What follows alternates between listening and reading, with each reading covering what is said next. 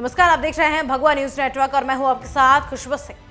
लोकसभा चुनाव 2024 में राजस्थान की कुल 25 में से 4 सीटों पर नरेंद्र मोदी सरकार के 2 मंत्री भी मैदान में हैं। इस वक्त चुनाव प्रचार चरम पर है और हर किसी की नजर फरौदी सट्टा बाजार के भावों पर भी है। फरौदी सट्टा बाजार लोकसभा चुनाव 2024 में भाजपा को मिलने वाली सीटों को लेकर कई बार अपनी भविष्यवाणी कर चुका है। लोकसभा चुनाव 2024 में पहले चरण का मतदान 19 अप्रैल को होगा। दूसरे चरण के वोट 26 अप्रैल को डाले जाएंगे। भाजपा उम्मीदवारों की सूची जारी होने से लेकर चुनाव प्रचार परवान चढ़ने के साथ साथ मंत्रियों की इन हॉट सीटों के भाव भी ऊपर नीचे हो रहे हैं। कई संसदीय क्षेत्रों में INDIA गठबंधन और बीजेपी के बीच कड़ी टक्कर होती हुई दिखाई दे रही है। नागौर, बांसवाड़ा और सीकर में कांग्रेस ने गठबंधन करके इस मुकाबले को और भी ज्यादा दिलचस्प बना दिया है। अब निगाहें इस बात पर भी है कि लोकसभा चुनाव में इंडिया गठबंधन हावी होगा या तीसरी बार फिर बीजेपी 25 सीटें जीतने में कामयाब होगी।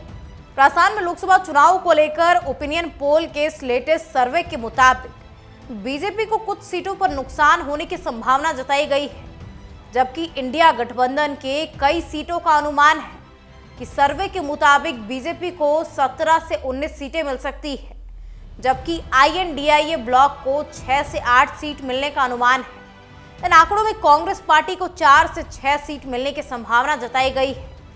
सर्वे की माने तो बीजेपी को 8 सीटों तक का नुकसान हो सकता है। हालांकि देश के सबसे बड़े सट्टा बाजार ने 2 सीटों पर ही बीजेपी की हार की संभावना जाहिर की थी। राजस्थान में बीजेपी को 23 सीटें मिलने का दावा किया जा रहा है। बाड़मेर जैसलमेर सीट पर बीजेपी के लिए मुश्किल है। बाड़मेर जैसलमेर सीट से भाजपा उम्मीदवार कैलाश चौधरी मोदी सरकार में कृषि एवं किसान कल्याण राज्य मंत्री है। इनका खेल निर्दलीय रविंद्र सिंह भाटी व RLP से आकर कांग्रेस प्रत्याशी उम्मीदाराम बेनीवाल ने बिगाड़ दिया है।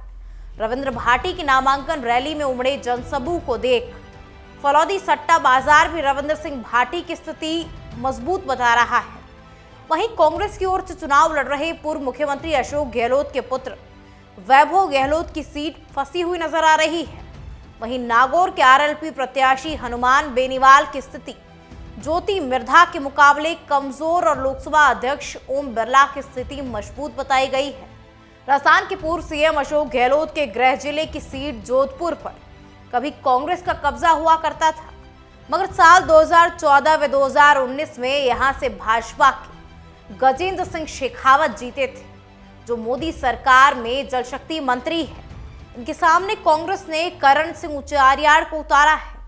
लोकसभा चुनाव की टिकटें फाइनल होने के बाद फरौदी सट्टा बाजार ने गजेंद्र सिंह शेखावत की जीत के भाव 15 से 20 रुपए निकाले थे। इनकी 2 लाख से ज्यादा वोटों से जीत पर पैसा लगाया जा रहा था, मगर बाद में शेखावत को अपने ही इलाकों में विरोध होता देख भाव भी ऊपर चढ़ गया और 40 से 45 पैसे पर आ गया। मतलब गजेंद्र सिंह शेखावत की जीत आसान नहीं है।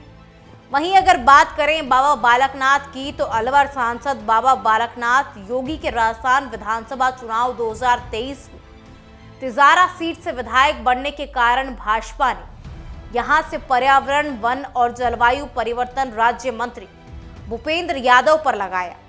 अलवर संसदीय क्षेत्र में यादव वोटर की संख्या काफी ज्यादा है। ऐसे में कांग्रेस ने मुंडावर से विधायक ललित यादव पर दाव लगा दिया है। भूपेंद्र यादव राजनीति के पुराने खिलाड़ी हैं। फरौदी सट्टा बाजार ने अलवर सीट के भावों का जिक्र नहीं किया, मगर अनुमान लगा रहे कि भूपेंद्र यादव सीट निकाल लेंगे। वहीं अगर बात करें चूरू जिला कलेक्टर अर्जुन राम मेघवाल की, तो अर्जुन राम मेघवाल साल 2009 से बीकानेर के सांसद हैं और मोदी के करीबी नेताओं में से भी माने जाते हैं। वर्तमान में मोदी सरकार में भारत के कानून और न्याय मंत्री भी हैं। बीकानेर से चौथी बार मैदान में है। इनके सामने कांग्रेस के गोविंद राम मेघवाल को उतारा है। गोविंद राम मेघवाल भी दिग्गज दलित नेता है। बीकानेर की नोखा व खाजूवाला सीट से विधायक भी रह चुके हैं। संसदीय सचिव की जिम्मेदारी भी संभाल चुके हैं। फरौदी सट्टा बाजार अर्जुन राम मेघवाल की स्थिति मजबूत बता रहा है। अब देखना दिलचस्प होगा कि कौन सी पार्टी के हिस्से में जीत आती है और कौन सी पार्टी के हिस्से में हार आती है। तब तक आप ऐसे ही राष्ट्रवादी विचारधारा से जुड़े प्रत्येक मुद्दों के अपडेट के लिए हमें लाइक, सब्सक्राइब और शेयर करना ना भूलें और जुड़े रहिए भगवा न्यूज नेटवर्क के साथ।